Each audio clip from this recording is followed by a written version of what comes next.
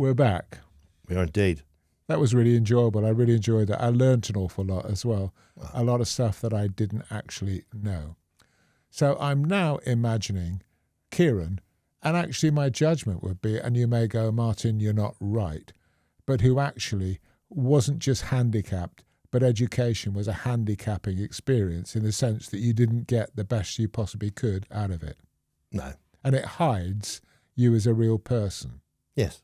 So you go to work and you start work as a horticulturalist and you meet somebody who wants to spend time with you, can be patient and grows and develops you. And I'm sure you discovered all sorts of skills about yourself that other people had never, ever seen. Yeah, also, there's like two of me, to be brutally honest. There's the work me and then there's the private me. So you get a lot of people say, I know you. I've got you sussed, but there's not many people who see the real me. You know, I've always hidden that. And also working in retail as well, you know, and working with the public, you have a persona, don't you? You have your sales pitch, you have your But you learned that when you were at school as well. You hid whoever you were because you never wanted to expose your ineptitude or your lack of being able to do something. Yeah. You never want to own up to it. You never want to say to people, you never want to be seen as being handicapped in any way at all. No, absolutely. Absolutely, yeah. I mean, other people would talk about it in all sorts of other language, about masking. And in effect, it's burying and hiding whatever those things are. And we all have those elements that we don't want to expose to other people. And we don't show them to other people. We make sure that we go to inordinate efforts to make sure we hide those from other people. Oh, I'm good now. Loose lips, sink ships. I don't care anymore now. I know who I am. I'm proud of who I am. And I'll talk to anybody if anyone's got a problem. I think also it's made me more aware of people who are struggling, you know, and I will help. You know, I'm really happy to help someone who struggles and having an eye for detail, if you like. I can kind of like get the feeling for people. I'm fascinated by this whole two things, your encyclopedic approach to, first of all, horticulture in terms of the plants, the recognition, and all the detail that goes with that, and your knowledge which grows about it, and also that thirst that you have to grow that knowledge and increase that base of your understanding about what that's all about. Yeah, I love it. I love to learn. I love to push things. In pest control, we do continual professional development, you know, CPD, and we have to get 20 points a year. And it starts on the 1st of January, and I'm on about 82 points already. Explain that to me in a bit more. I don't understand that. So, continual professional development. Okay. We have to get 20 points every year. So I'm in something called Basis Prompt. Now, Basis Prompt is an organisation that controls the CPD for pest controllers. Okay, they also do agriculture, but this is the pest control side. So they set out that if we still want to use rodenticide and still want to be a professional pest controller, we must get 20 points every year. Okay, so we have to do. So it's an obligation courses for constant and continuous learning. Yes. And development. Yes. Also, there's something called CREW, which is basically the control of the use of rodenticides, or the campaign. They set 3 points as well that you have to do. So they give you 3 projects that you have to complete to be able to buy rodenticides for next year. So, you have to get the 20 points. And so rodenticides is the collective name for those things that basically will kill rodents, is it? Yes. Okay.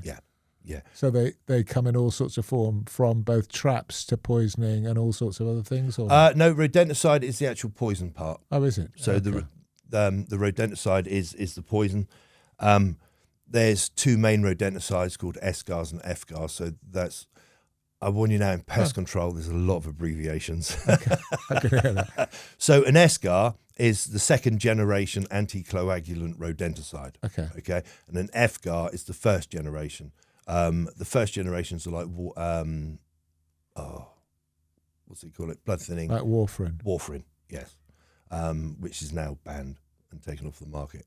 So those are the main 2. There are other poisons that we can use. People always associated that as, they always referred to warfarin as rat poison anyway, didn't they? Yes. I mean, I heard people jokingly who'd actually been in and had some sort of blood thinners or had a blood condition or had a heart condition, and basically would say to me in explanation, I'm taking rat poisoning.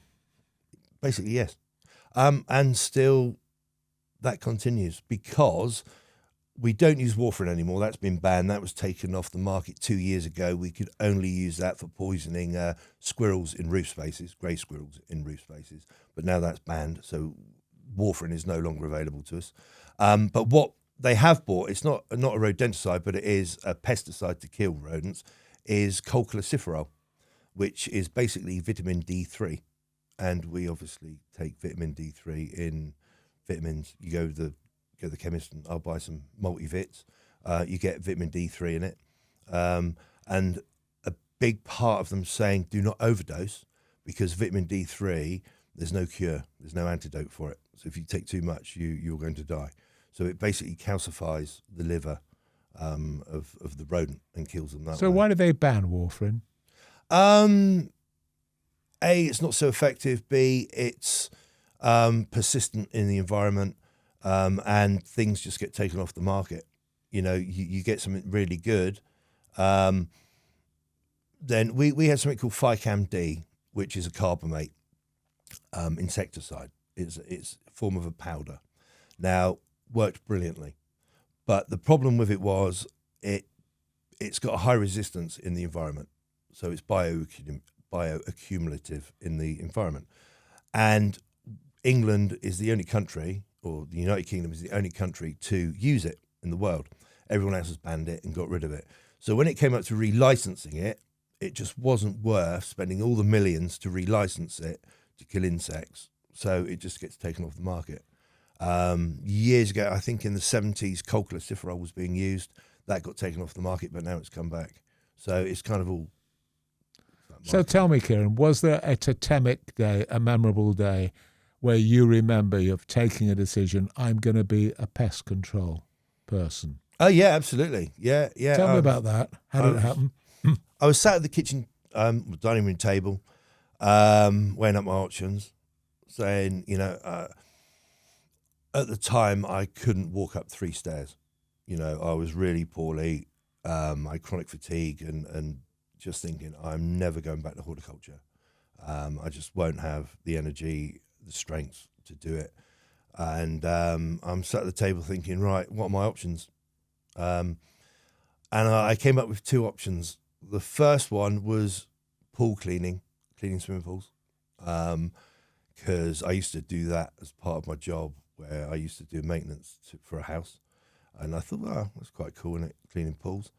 Looked into that. Not everyone's got a pool. It's quite a niche market, and there's a few around who are already doing it. And then I kind of thought, well, I work with nature. Let's think of something more nature-based. And then I kind of come up with the idea of pest control, really. I've always had guns, always shot stuff. Horticulture, always did pests that way. So now, not only do I do pest control, I also still do the horticultural pests as well. So if there's aphids in a glass house, we can use biological controls for that. So yeah, that was it. I was sat at the table, and I kind of come up with the 2 ideas, and then looked into them both and decided that pest control is the way to go. So that's how that came. Okay, but you were just recovering, or you were coming through, working through the fatigue, Yes. and then you got to this stage of thinking, okay, this is what I'm going to go and do. Not only that, because if I look at the background around you, you also have been appointed to actually be the representative of that as an organisation which coalesces and brings together all those people who are involved in pest control. I have now, yes. I'm a member of the NPTA, which is the National Pest Technicians Association, and I am on the UK committee for the South West. So I am the representative for all the NPTA pest controllers in the whole of the South West, which I believe includes Bristol, which I don't include that as a South West. Because anything outside of that is up north. Okay. Because we're Southerners. Oh, we're Southerners So, in the south, yeah. in Southwest. Okay. So what we do is we've got representatives in Wales, Scotland, Northern Ireland, and other parts of the UK, of other parts of England, and we get together and brainstorm ideas, and then they go through the board, and we move things forward. If other MPTA members have got problems or they've come up with ideas, they get hold of me, and then we kind of move it forward from that. So, is there a kind of a creed or a standard manual about what you should and shouldn't do? Oh, there's plenty. Go on. There's plenty. Is that driven by regulations? Or? It is. Yeah. You got your acts, you got your regulations, and then you've got codes of best practice, and then you've got approved codes of practice as well. So there's an awful lot. For us to go and treat a wasp nest, you are looking at about well over 20 different legislations and acts or code approved codes of practice to be able to treat a wasp nest that we have to think of. So you have to think of the environment. You've got COSH, the Control of Substances, Hazardous to Health. So you've got to do with that. Your environmental risk assessment. You've got your risk assessment as well. So there's lots and lots of things where people think, it just turned out, went done, I'm off, can have the money. There's a lot more that's involved. We are heavily regulated. There are so many rules and regulations that we have to follow, which is another big part of CREW, which I said about earlier, which is the campaign for the right use of rodenticides. Every year they take barn owls, roadkill barn owls or whatever, and they test them for rodenticide poisoning. And as a professional pest controller, we always get blamed for that. Because we misuse the rodenticide. But we are so heavily regulated, rodenticide is never our first choice, it's always the last choice. And the problem we have is the amateur market. So we're always saying, can we ban the amateur market? Which we can't for rodenticides. You can just pop off down the supermarket and pick up some rat poison, go outside, chuck it down, and you kill your rats. We don't work like that. Or the majority of pest controllers don't work that way. They'll never ban amateur use because people can't afford pest control. If you haven't got the local authority pest controller, which is heavily subsidised, so it's affordable, or it's free in some cases, you will buy amateur use, but it's always misused. I've had a teacher from college, who teaches at college, had rats that he can't get rid of. He feeds the birds, which is fine, but the rats have nested underneath. And I go there, and he's been to the shop, and he's bought a lot of blue grain rodenticide. So it's whole grain, it's dyed blue, it's got rodenticide in it, difenacum, and he's opened the packets up and chucked it down underneath the bird table. And it's like, oh, really? And I'm like, you've put that down there. And his reply was, well, it's fine because birds can't see the colour blue. And it's like, whoa. And the birds, the pigeons are all eating it. And off you go. We wouldn't dream of doing that. We'd be hounded. So the misuse of rodenticide is huge. It's like reading the product label. It's knowing what you can do. Every pest controller goes round where the customer said, I've put this bait down. It's the little square ones. And we just chuck it down over there and it's gone every night. And it's like, yeah, but what's eating it? The cat? It's food-based. Is the cat eating it? The fox is eating it? The badger's eating it?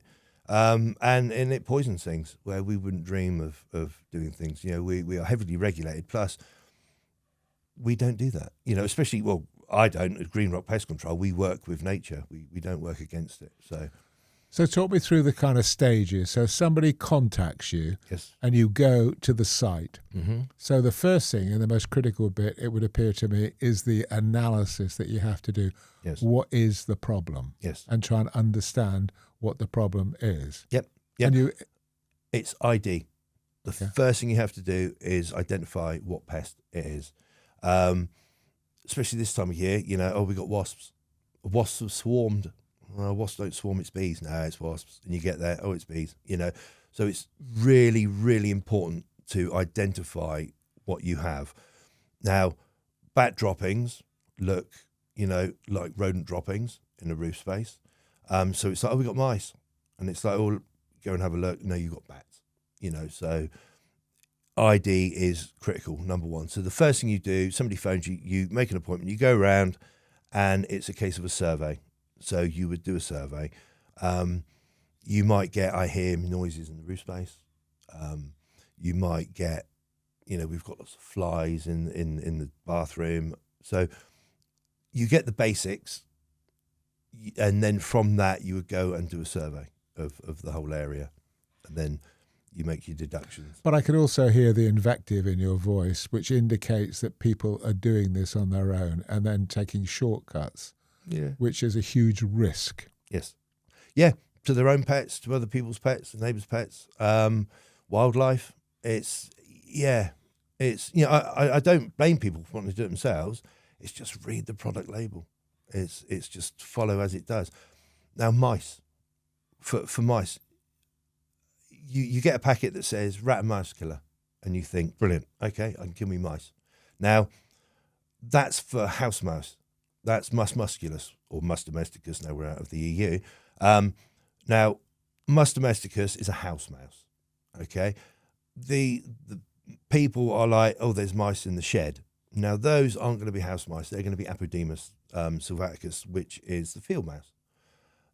That product isn't licensed to kill those field mice, only house mice in the house.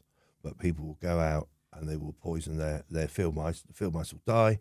Owl comes down, takes it, eats it. The cat will eat it, whoever, and it just moves on down through the environment and kills things. So I don't mind going somewhere and educating people and saying, look, it's much better in a box. It's much better to do this. Don't use that. Do this instead. And there's ways around it. A lot of ways around it where you don't have to kill. But the product label is just read what you're buying. I can hear you. I can hear in your voice. There's a kind of irritation and anger about the way that this poison is just spread all over the place. Yeah, it's painful. It's really painful. It's just unnecessary killing. It's killing for the sake of killing it and getting rid of your problem, where you should be looking at, why have you got that problem? It's like, what can I do to stop me having that problem? Not go straight to poison, really. We don't. Poison is always the last choice. There's certain things you can put in place to stop these things. But we get clobbered for it, for being murderers. I can drive along in my sun-written van and people can shout murderer at me, killer, and you get all the abuse, Facebook as well. I rescue bumblebees. I've rescued 8 nests so far this year and relocated them, which would have been killed otherwise. They would have been dispatched because they're right near a window, they're flying into a baby's room and all the rest of it. So they were destined to be destroyed. So I've come along and rehomed them. Now, that's great. I love that. And I think that's amazing. But the problem is, let's say on social media, someone says, oh, I've got these bumblebees that are flying in the room. And so I put my name up and you've got Green Rock Pest Control. And people are like, angry face, bastard, don't use pest control, they'll kill them. And we have this stigma of, we turn up, we just blitz everything, kill everything and leave again, and I have worked for years to try and change that stigma. Especially for me, I can't do it for everybody. Everyone's got their different ways around things and doing things, but I really, really try and push the environmental side of what I do. I much prefer, I don't want to go in and just kill things for the sake of killing things. If I can save it, I can save it. I had a job, these baby pigeons, on quite an expensive apartment on their little Jack and Jill landing outside, and I had to go there to kill them, or to get rid of them and proof it and stop them from coming back. And they were about 2 weeks away from fledging. And it was a kind of a holiday let as well. So I went back to the people and just said, look, I'm not going to dispatch them. They're 2 weeks away. You haven't got any guests in for 3 weeks. So I'm going to leave them to go to fruition and then we'll do the proofing. So anyway, 2 weeks came and the little bugger still wouldn't fly, and I've got them, and I'm chucking them off the balcony, and they're flying back. I think, so they came home. So they were going to have guests, and they didn't want them. So I popped them in a box and brought them home, and so we now have a couple of pigeons as pets that we look after, because it's pointless just killing them for the sake of killing them. So Okay, but I think if we go back and you say, where did it all come from? If I read and look about history and you go back to sort of, Victorian times and all the rest of it, the rat catcher was always depicted in a very negative way. Absolutely. You don't get lots of plus positive press out of it, do you? No. And as you said, the fact it says pest control on your van immediately elicits the wrong responses from people. It does, yeah. Gets everybody talking instantly. Yeah. If I was pest kill, rent a kill, kill, coming to kill. But I am control. I control the pest. And but the stigma of it is you're controlling it by killing it. Where that's the one thing I'd like to move away. If, it shouldn't really be called pest control, should it really? It should be like environmental something or other, but people wouldn't use you for that. People know I've got rats, pest control. So it's a double-edged sword, really. It's very hard, isn't it? It's out of ignorance that actually brings that about. Yes. In the same sort of way. It's not necessarily because they're intending to be wrong about what they do, but it's out of ignorance. It's born out of ignorance because they have no knowledge and understanding around it at all. No. On social media, when somebody's give me an angry face and made a comment, I will then offer them to meet up with them, have a coffee, buy them a cake, whatever, and chat through my ethos. I'm very happy to do that with people. It's like, no, come and talk to me. Look at my website. Come and check me out. But nobody ever takes me up on it. They just continue their abuse from afar. Yeah, it's easy, isn't it? Sit there and angry face. Okay. So, but the best one was, well, I've had two quite good ones. I was in a supermarket car park, and I came back and I thought, I got a parking ticket. What's that on my windscreen? And it's a note. Open it up. Murdering bastard. Nice. So then, on the social media forums, the pest control forums is, we get it all the time, and we take photos of it and put it up, and it's like, I'm going to have a mental health day now, because somebody's called me, and we joke and laugh about it, but it's just boring. It's just tediously boring. I was in a car park, I went to my accountant's, came back, I had a ring of, vegan millennials surrounding my vehicle, praying for my soul. So that was an interesting one. Really? Because I'm going to hell. Yeah. So we do get it. Not all the time, but, I had it last week, actually. Somebody drive past and shout out the window at me. But yeah, it's just that ignorance. It's just trying to move through that and say, no, actually, I've got quite a few bee removals to do from chimneys. This is another good advice. When you have a swarm of bees and people give you the advice of leave them, that's really the worst thing you can do, because yes, they're resting, they're going to recover, and they're going to fly off and find a permanent home. Now, if an apiarist comes along and collects them, or even a pest controller comes and collects them and gives them to an apiarist, then they're safe. They're going into a hive, they're going to be farmed, as they do to make the honey, and they're happy. If you let them fly off, I can pretty much guarantee you they're going down someone's chimney. They are very, very happy. They love a good chimney, and once they're in your chimney, it's an expensive hobby to get them out. Some of these jobs, I've got one now. The nest has been in for 5 years, and we've got scaffolding. We're going to have to take the chimney down. We're going to have to go down through the roof line, into the attic space to get rid of the comb, because it's about 12 foot long. Really? Yeah. And the weight of it is massive. It can cause structural damage, and you also have to scrub and clean every ounce of wax, honey off of it, because the next swarm that comes along will smell it and be straight down there again. So it's an expensive hobby. But I also think, actually, Kieron, as you're talking, and I'm sat here going, that kind of knowledge base that I have around things like that is really very small. It's born out of little snippets or information or somebody casually kind of saying something. And yet, if it happens to you or you talk about it, so your own knowledge base about things increases phenomenally. I mean, people use language to describe something without really understanding what it's all about. I mean, so, for example, when they talk about infestation, they have no idea just how many can be involved in an infestation, because particularly with things like rats and mice or whatever, when they're outside, they will breed so quickly and they will become more and more and more. I mean, I see those pictures, not that I've ever come across one in real world, where they have grain stores and they go in and they're running everywhere. They're running all over it and so forth. And if there are people about, they'll run up your legs and they'll run everywhere. Indeed. Yeah, absolutely.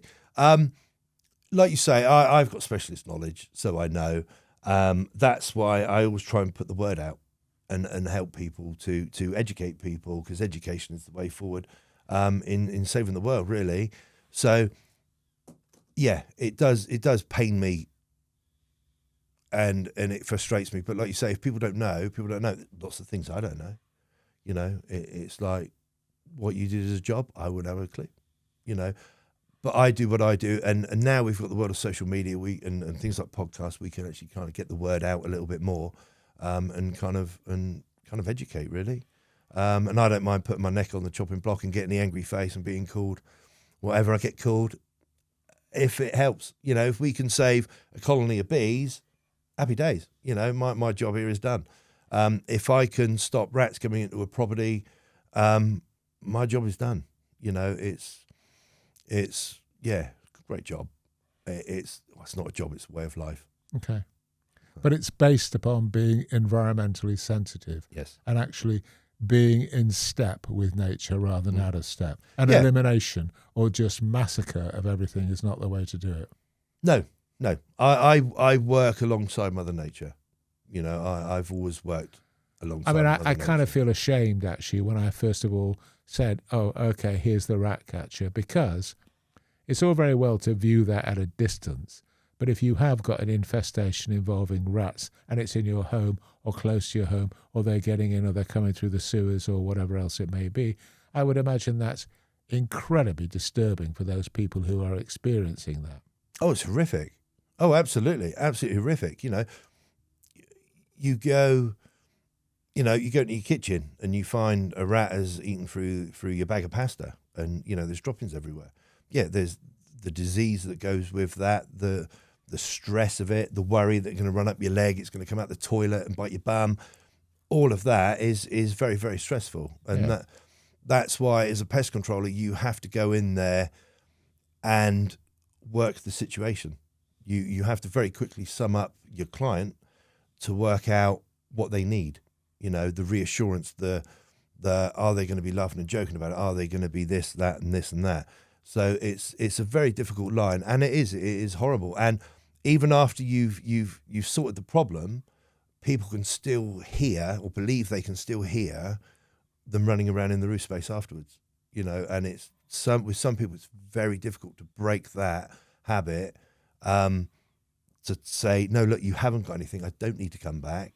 But sometimes you still need to go back, and then you can put up live update cameras, and you can say to people, and then say, right, when you hear the noise up in the roof space, note the time, and then we'll check the camera.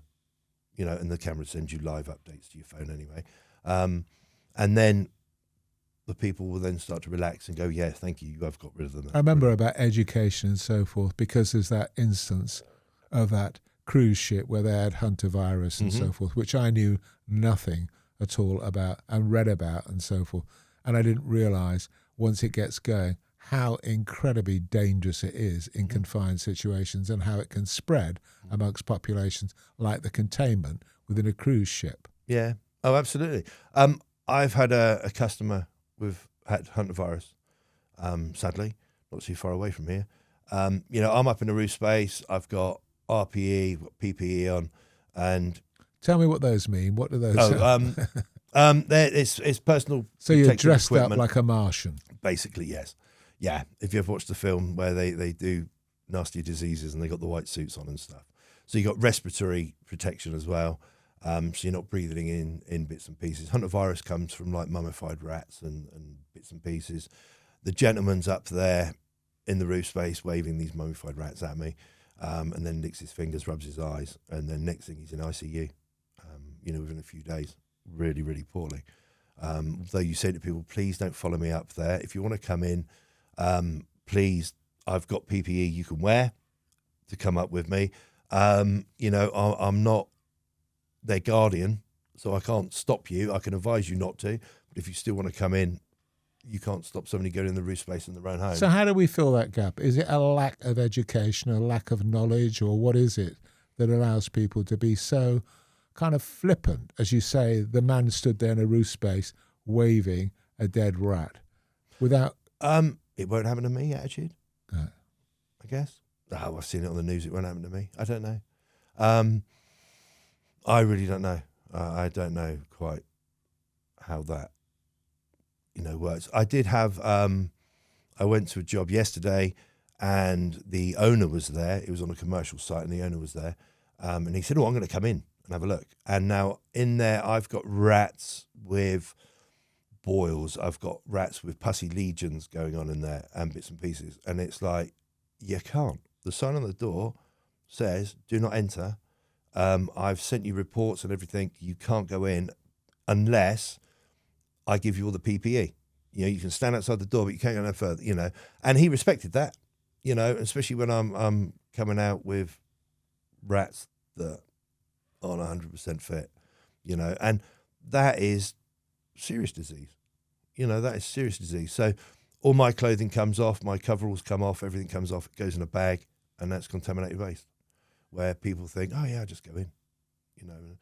The blue bottles flying around you are there for a purpose. They're eating off of, they've come off of dead bodies and things. So disease is a huge vector in what we do. It's you get a fly, you go for a drink, a cup of tea, go outside in the garden, a fly lands in it. Get rid of that. Drink your tea. A little bit of knowledge. Yeah, I wouldn't dream of doing that. You've got a cake, lands on the cake. Yeah, I would, whatever, I'd eat it. Now, with a little bit of knowledge, I'd throw that away. Yeah, but I actually watched a program which actually educated me, was to watch a fly effectively being sick all over it and then hoovering it back up once it's actually been sick all over whatever it was that it landed on. Yeah, it defecates and vomits, and then sucks it all back up. Yeah, and these are pretty huge gross, vectors. isn't it? Yeah, and they're huge vectors of disease. Where you think 3-second rule. I've dropped it on the floor. 3 seconds. Eat. Not anymore. Not since doing this job. Okay. I think that gulf and that level of ignorance and that level of knowledge to be filled becomes imperative. And I don't actually think, and I really do apologise in a way for the beginning, which kind of talked about you being the rat catcher, because it doesn't do any credit at all to the level of knowledge and expertise that goes with being qualified and capable of doing this professionally. Yeah, it's fine. It's if you go off to do moles, you're the mole man. If you go to someone to do the rats, you're the rat man, the fly man, the bug man. So it's part and parcel, really.